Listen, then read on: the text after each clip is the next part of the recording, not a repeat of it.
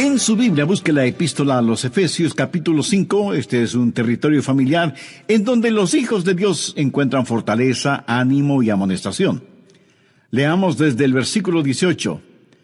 No os embriaguéis con vino, en lo cual hay disolución. Antes bien, sed llenos del Espíritu, hablando entre vosotros con salmos, con himnos y cánticos espirituales, cantando y alabando al Señor en vuestros corazones. Ahora, por favor, note el siguiente versículo, dando siempre gracias por todo al Dios y Padre, en el nombre de nuestro Señor Jesucristo. Dando siempre gracias por todo. A lo mejor hemos descubierto que dar gracias no solo es aceptable, sino que es relativamente fácil.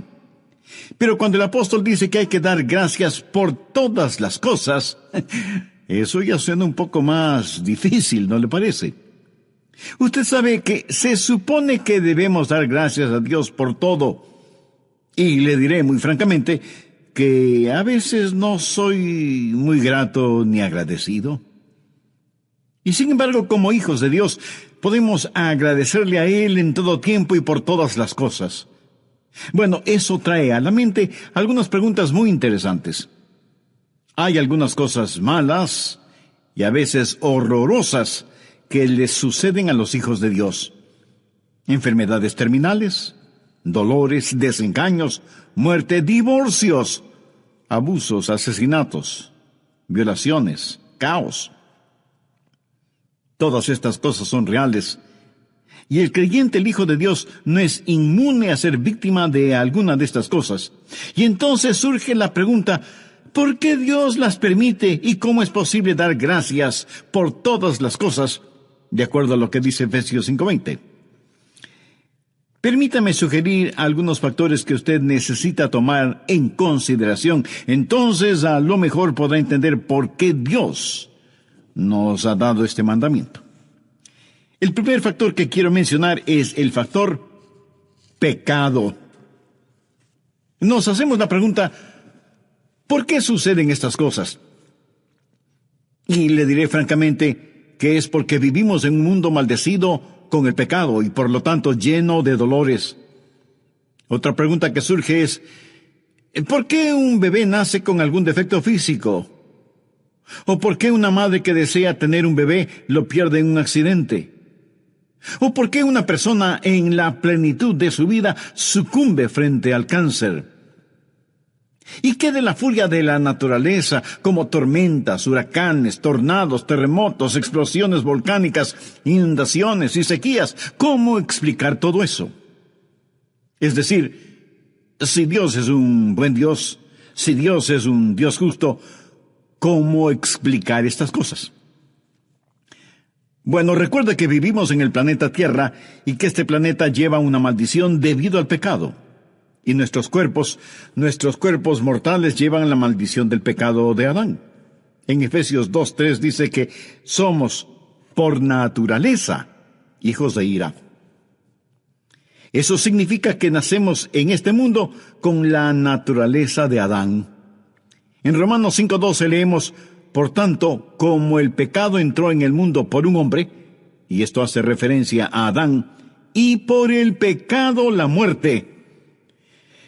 Cada uno de nosotros tenemos en nuestro corazón, en nuestra vida, en nuestro cuerpo, la semilla del pecado, y como resultado vamos a morir. Y cada uno de quienes me están escuchando está infectado con esa enfermedad. Moriremos si es que Jesús no regresa antes. Leemos en la Biblia acerca de Adán, que vivió 930 años y murió. Seth vivió 912 años y murió. Enoc vivió 905 años y murió. Y los seres humanos comenzaron a vivir menos y menos años debido a los estragos del pecado sobre la naturaleza humana y sobre nuestros cuerpos tan maravillosamente creados por Dios. En nuestros días, si alguien vive más de los 100 años, la gente se asombra de que viva tantos años. Mi amigo, más tarde o más temprano, su cuerpo empezará a desgastarse. Un pastor estaba visitando a una ancianita, ya muy avanzada en años, y ella tenía dificultades propias de su edad. y le preguntó al pastor: ¿podría decirme por qué estoy sufriendo tanto? Ella esperaba una respuesta muy teológica y filosófica, pero el pastor le dijo: por supuesto que puedo decírselo. Está sufriendo porque ya está viejita. Y con cada día que pasa, todos nos volvemos más viejos. Nuestros cuerpos se van desgastando. Mire lo que dice la Biblia en Job 14:1. El hombre nacido de mujer, corto de días y hastiado de sinsabores. Usted no va a vivir largo tiempo y su vida va a estar llena de sinsabores. Nosotros llevamos en nuestros cuerpos las consecuencias del pecado debido al fracaso de Adán. Pero no son solo los seres humanos los que llevan esas consecuencias, sino también la misma naturaleza. En Romanos 8:21 leemos: porque también la creación misma será liberada de la esclavitud de corrupción.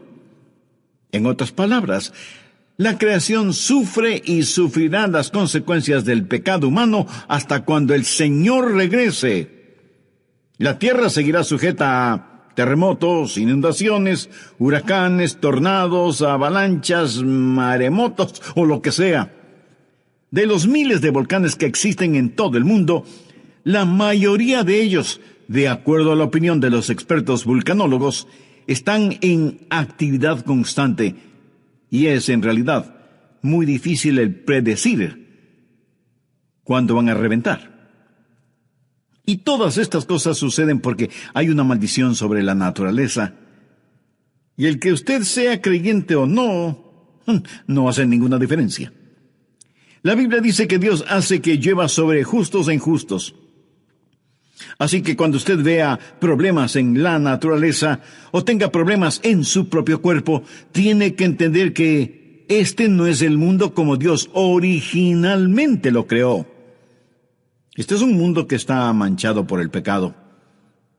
Debemos entender que nuestro mundo está maldecido, así como nuestros cuerpos.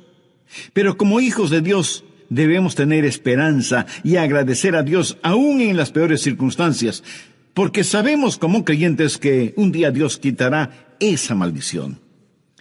Romanos 8:21 en su totalidad dice: porque también la creación misma será libertada de la esclavitud de corrupción a la libertad gloriosa de los hijos de Dios.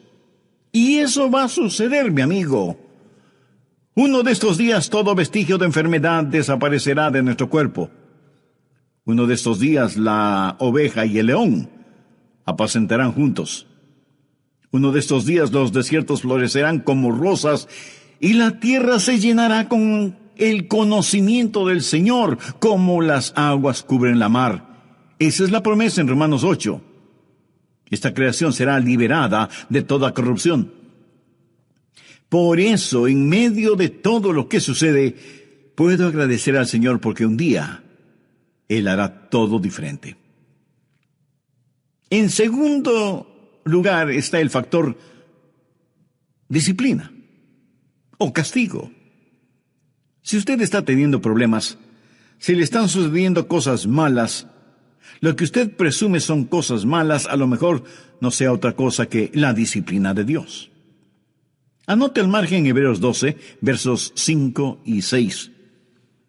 Y habéis ya olvidado la exhortación que como a hijos se os dirige diciendo: Hijo mío, no menosprecies la disciplina del Señor, ni desmayes cuando eres reprendido por Él, porque el Señor al que ama disciplina y azota a todo el que recibe por hijo.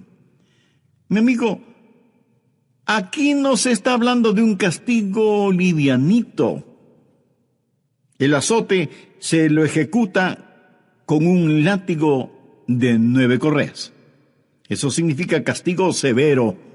Pero leamos hasta el versículo 11. Si soportáis la disciplina, Dios os trata como a hijos, porque ¿qué hijo es aquel a quien el Padre no disciplina? Pero si se os deja sin disciplina, de la cual todos han sido participantes, entonces sois bastardos y no hijos. Por otra parte, tuvimos a nuestros padres terrenales que nos disciplinaban y los venerábamos. ¿Por qué no obedeceremos mucho mejor al Padre de los Espíritus y viviremos? Y aquellos ciertamente por pocos días nos disciplinaban como a ellos les parecía, pero para lo que nos es provechoso, para que participemos de su santidad. Es verdad que ninguna disciplina al presente parece ser causa de gozo, sino de tristeza. Pero después da frutos apacibles de justicia a los que en ella han sido ejercitados.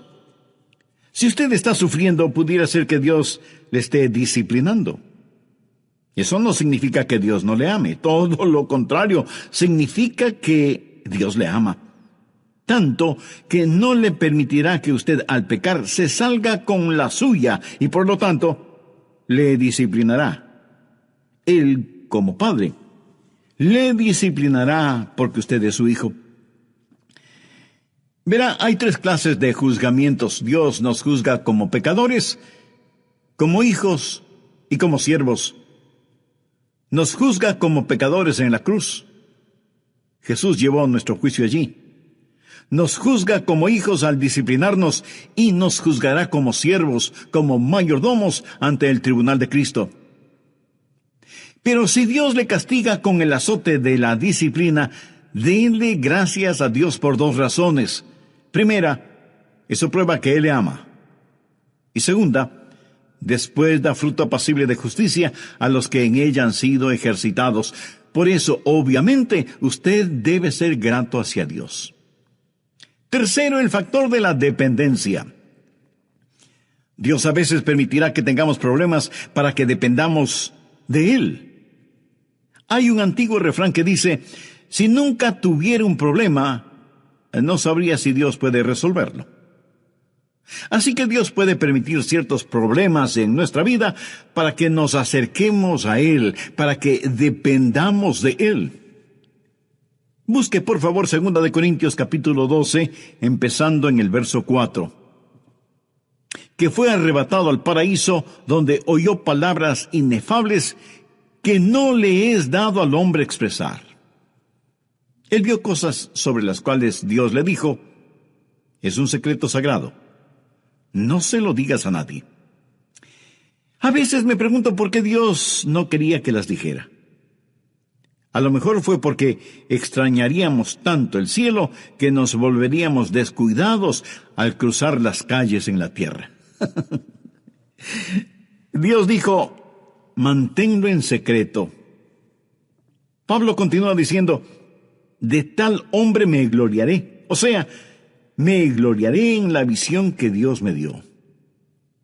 Pero de mí mismo en nada me gloriaré, sino en mis debilidades. Sin embargo, si quisiera gloriarme, no sería insensato, porque diría la verdad. Pero lo dejo para que nadie piense de mí más de lo que en mí ve u oye de mí. Lo que Pablo está diciendo es, no quiero que piensen que soy una especie de plutócrata espiritual, alguien importante. Y para que no me crea demasiado por las revelaciones que he recibido, tengo un aguijón en la carne, un mensajero de Satanás para que me moleste, si es que me exalto en demasía. Interesante, un aguijón en la carne. La palabra griega es estaque. Espiritualmente, él tuvo como una estaca atravesada en su corazón, algo muy doloroso. Sobre esto Pablo textualmente dice, respecto a lo cual 3 veces he rogado al Señor que lo quite de mí. Ahora esto no significa simplemente decir, Señor, quítalo de mí, quítalo de mí, quítalo de mí. No. Significa que él tuvo 3 periodos extensos de ayuno y oración, buscando el rostro de Dios y rogando, Señor, quita este aguijón de mi carne. ¿Y qué le contestó Dios? Bástate mi gracia, porque mi poder se perfecciona en la debilidad. ¿Cómo reaccionaría usted si Dios le diera esa clase de respuesta? ¿La entendería? ¿La aceptaría? ¿Seguiría amando, obedeciendo y sirviendo a Dios? ¿Cuál fue la respuesta de Pablo? Por tanto, de buena gana me gloriaré más bien en mis debilidades, para que repose sobre mí el poder de Cristo. Por lo cual, por amor a Cristo, me gozo en las debilidades, en afrentas, en necesidades, en persecuciones, en angustias, porque cuando soy débil, entonces soy fuerte. Ahora, ¿podría usted decir lo mismo? Y si usted no siente ninguna gratitud hacia Dios, será muy bueno que vuelva a leer esta lista que describe enfermedades, críticas, necesidades materiales, estar en prisión, ser golpeado. Y todo eso por amor a Cristo. Porque según Pablo, cuando soy débil, entonces soy fuerte. Ahora todos debemos admitir que tenemos debilidades. Primero, porque eso es un hecho. Y segundo, es una ventaja. Su debilidad es una ventaja cuando le trae a Jesucristo, cuando le ayuda a depender de Él. El aguijón fue dado obviamente por Dios, aunque Satanás fue el mensajero. Y donde Satanás manda, Dios reina. El lugar de nuestras debilidades puede ser el lugar de nuestras fortalezas. Y cuando esas cosas suceden, si es que nos acercan a Cristo, entonces debemos dar gracias a Dios por ellas. Si nuestros problemas son la causa para depender más en Dios, entonces debemos agradecer a Dios por esos problemas. Cuarto, el factor de la madurez. También podríamos llamarle el factor del aprendizaje. Cuando tiene dificultades, cuando cosas malas le suceden a la gente buena, usted aprenderá más durante esas circunstancias que lo que aprende durante los tiempos buenos. Quiero que piense en el tiempo más feliz que haya tenido, cuando todo era simplemente maravilloso. Ahora permítame preguntarle, ¿cuánto aprendió durante ese tiempo? Ahora piense en el momento más problemático, el instante más oscuro de su vida. ¿Cuánto aprendió? Uno aprende mucho más durante los momentos de pesar que durante los tiempos de gozo. Leamos en el Salmo 119, 67. Antes que fuera yo humillado, descarriado andaba, mas ahora guardo tu palabra. Y el versículo 71 dice, bueno me es haber sido humillado para que aprenda tus estatutos. Ahora, si la aflicción me motiva a aprender, entonces debo dar gracias a Dios por la aflicción. ¿Cuáles son las prioridades de Dios para usted o para mí? ¿Riquezas? No necesariamente. ¿Buena salud? No necesariamente. ¿Servicio? ¿Ser útil? No necesariamente. ¿Cuál es el plan de Dios para mí? El que sea como Jesús. Que sea como Jesús. Anote Romanos 8, los versos 28 y 29. Y sabemos que a los que aman a Dios todas las cosas les ayudan a bien. Esto es, a los que conforme a su propósito son llamados. Pero, ¿cuál es su propósito? Escúchelo. Porque a los que antes conoció también los predestinó, para que fuesen hechos conformes a la imagen de su Hijo. Ese es el propósito de Dios para usted y para mí, ser como Jesús. Y si la aflicción ocasiona que usted sea como Jesús, si usted aprende por medio de esas cosas, si usted madura por medio de esas cosas, entonces, ¿no le parece que eso es motivo más que suficiente para ser grato con Dios y agradecerle por todo? La meta suprema de Dios para nosotros es que seamos semejantes a su Hijo. Alguien escribió el siguiente pensamiento. Caminé varios kilómetros con el placer, y aunque todo el tiempo habló, con todo lo que dijo, nada me enseñó.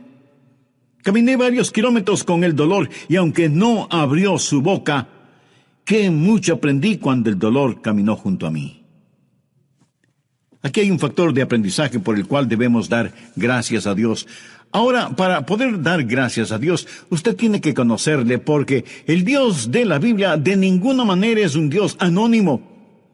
Tiene usted una relación personal con Dios por medio del Señor Jesucristo.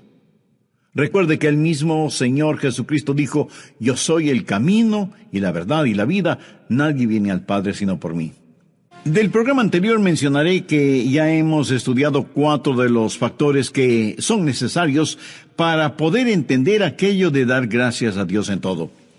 El primer factor es el pecado, el segundo factor es la disciplina, el tercer factor, la dependencia, y el cuarto factor es la madurez.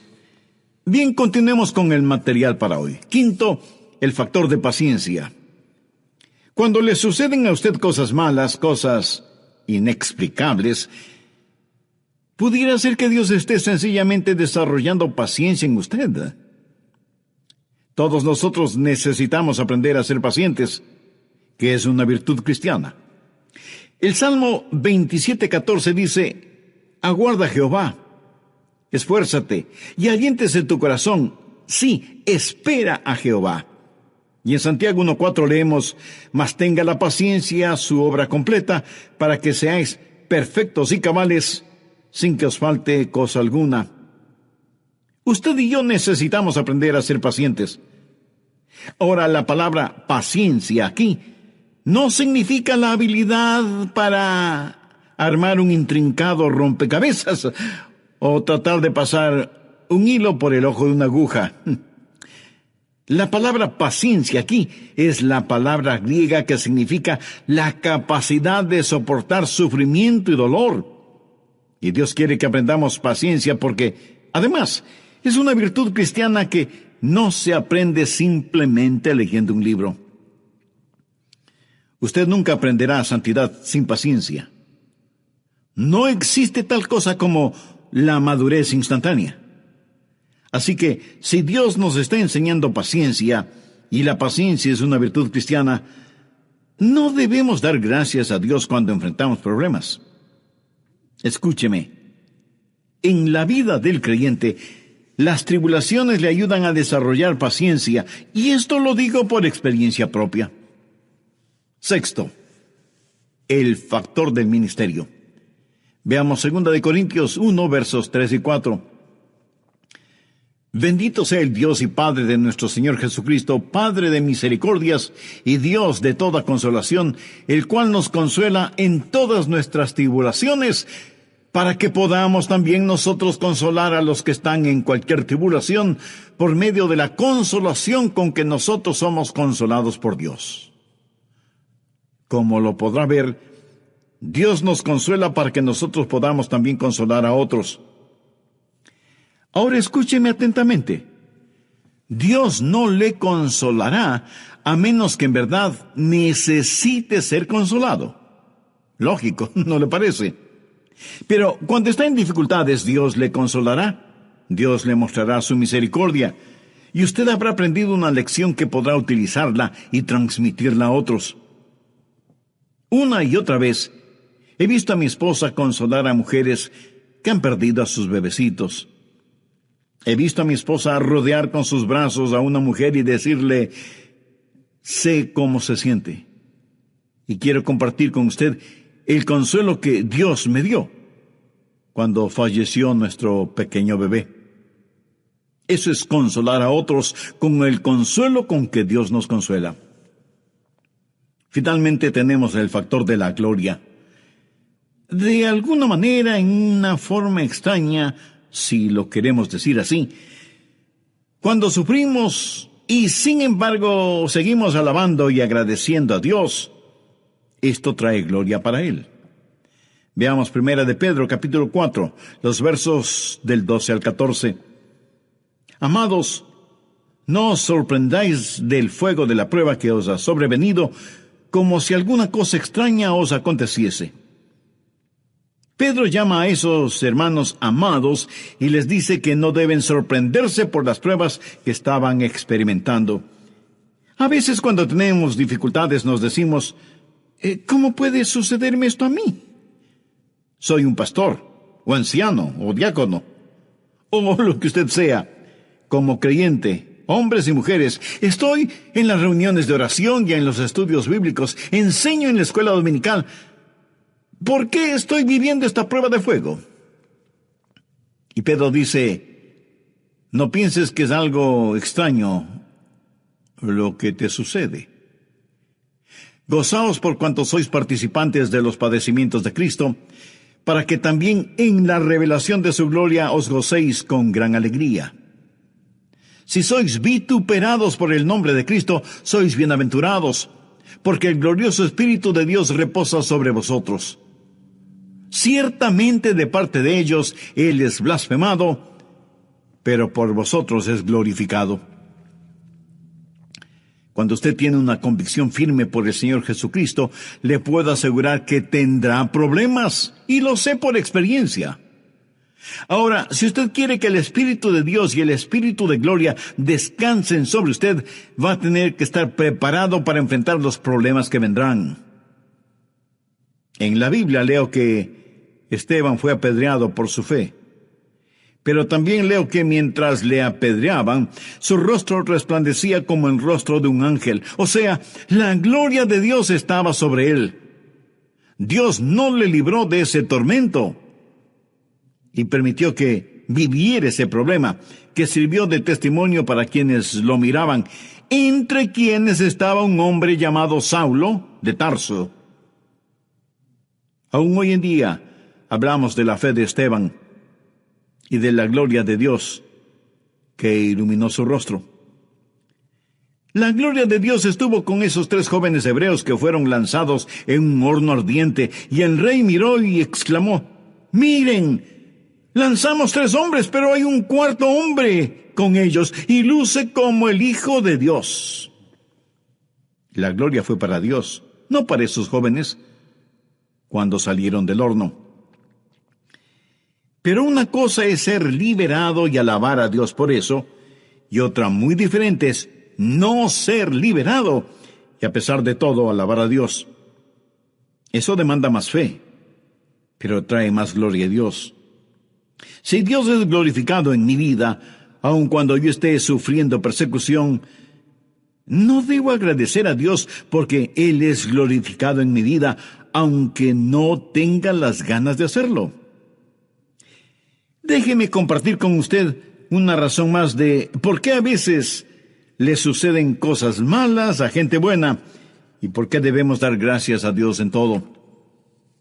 Tal vez alguno de ustedes me dirá, pastor, usted no tiene los dolores de cabeza, ni las pruebas, ni las dificultades que yo estoy viviendo, y ninguna de las cosas que usted ha dicho me convencen. Bien, eso puede ser verdad. Por eso quiero mencionar un factor más, y es el factor del misterio.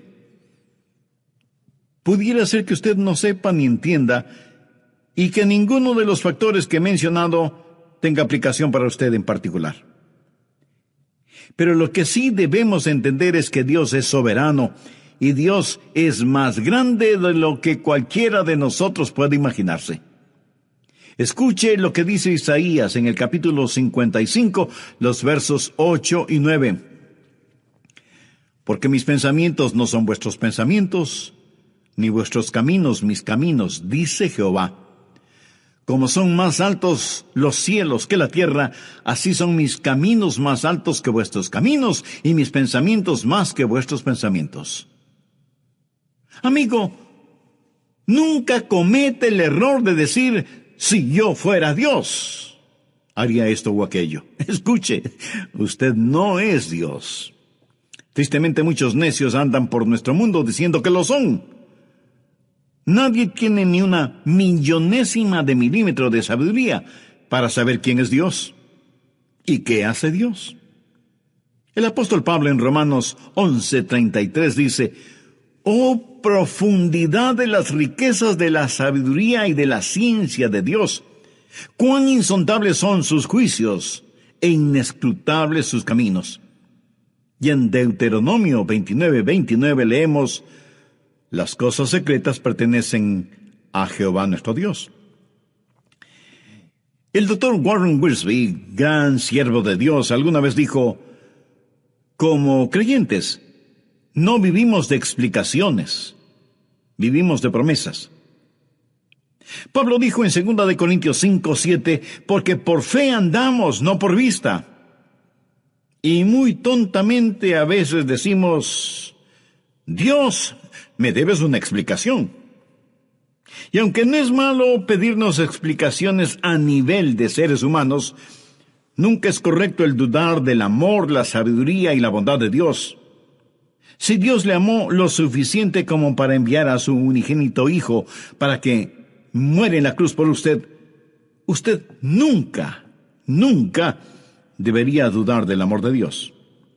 Existe este factor de misterio. Es posible que no entienda todo lo que le está pasando, pero confíe en Dios, obedezca a Dios a pesar de las circunstancias. La verdadera fe no es primordialmente en recibir de Dios lo que nosotros queremos, sino aceptar de Dios lo que Él quiera darnos. Hay cosas en este mundo que usted nunca comprenderá, pero sabe con absoluta certeza que Dios es soberano. Alguien dijo con mucha sabiduría, donde no podemos ver la mano de Dios, podemos confiar en el corazón de Dios. Él es fiel y justo. Agradézcale y alábele de todas maneras. Recuerda que hice referencia a los jóvenes hebreos en el horno ardiente. Se les ordenó que debían arrodillarse frente a un ídolo pagano y adorarle. ¿Cómo respondieron ellos? Busquen el libro de Daniel, capítulo 3, los versos del 16 al 18. Sadrach, Mesach y Abednego respondieron al rey Nabucodonosor diciendo, no es necesario que te respondamos sobre este asunto. He aquí nuestro Dios a quien servimos puede librarnos del horno de fuego ardiendo, y de tu mano, oh rey, nos librará. Y si no, sepas, oh rey, que no serviremos a tus dioses, y tampoco adoraremos la estatua que has levantado. Estos jóvenes dejaron en claro que Dios podía librarles del horno ardiendo, pero si la voluntad de Dios era no librarlos, ellos alabarían a Dios de todas maneras. Escúcheme, día tras día, a pesar de lo que pase, a pesar de las circunstancias, exprese sus gracias a Dios. Pudiera ser que se vaya a encontrar en situaciones de las cuales no podrá liberarse hasta que empiece a dar gracias a Dios.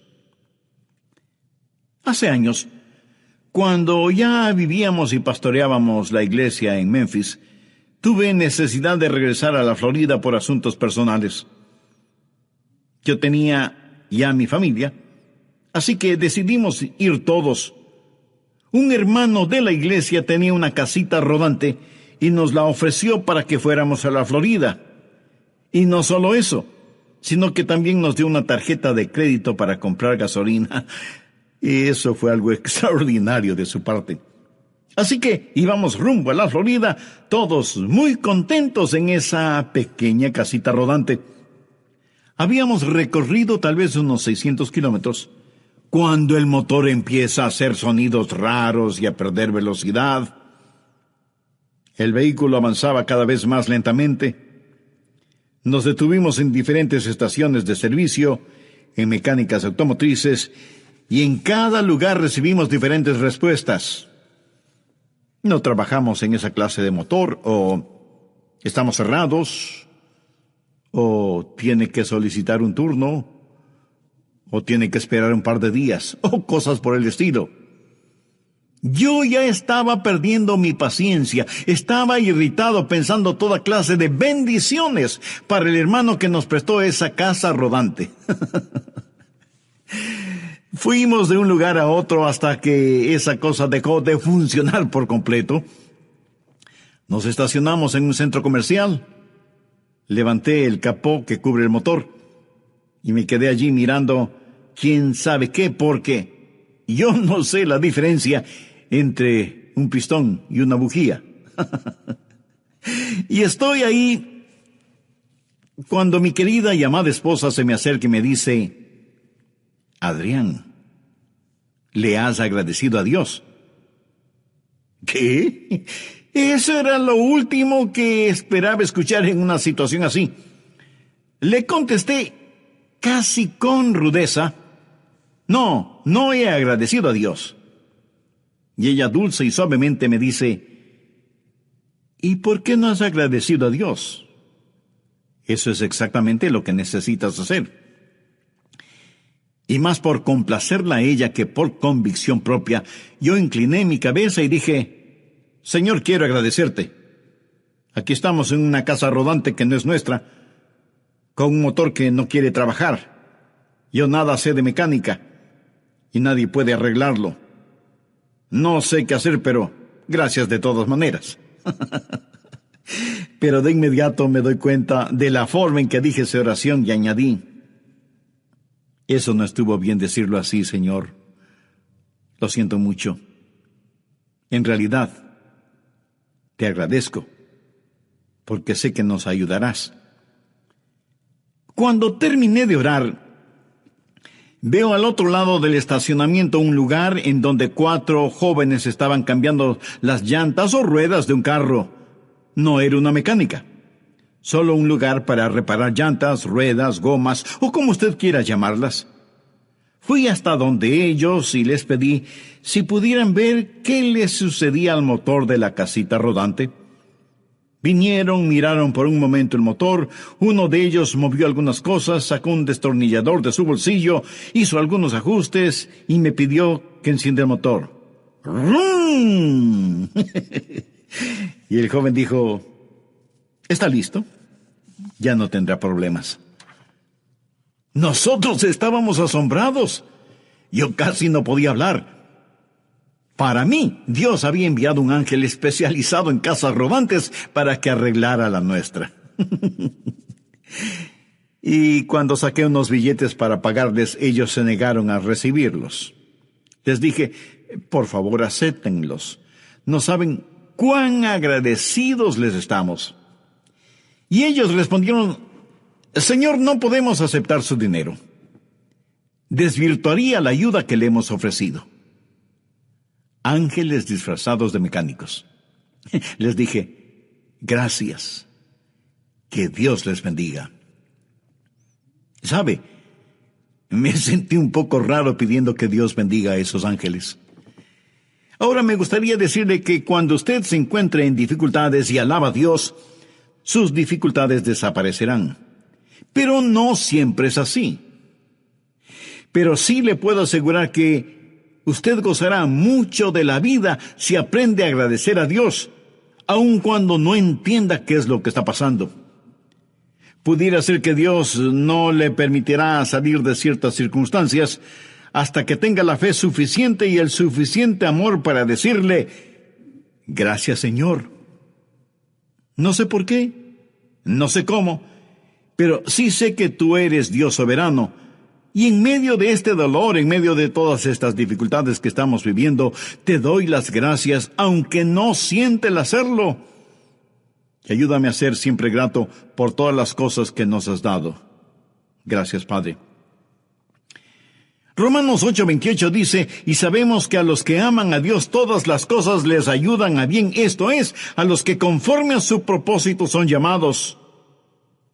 Esta no es una promesa para todo el mundo, sino para aquellos que aman a Dios.